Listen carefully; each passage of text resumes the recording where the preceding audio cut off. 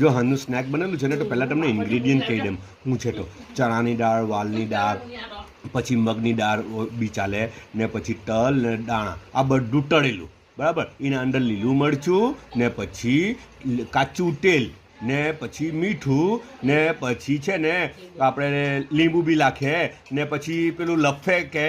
લફે શું આવે ખબર? આ છોડનો ચાના છોડનો પ્લાન્ટ આવે ને તો તેના કુમળા પાંદડા, તે કુમળા પાંદડાને આઠેલા હોય ને તે આઠીને પછી તેમાંથી એક જાતનું પેસ્ટ ચટણી જેવું હોય અવેલેબલ.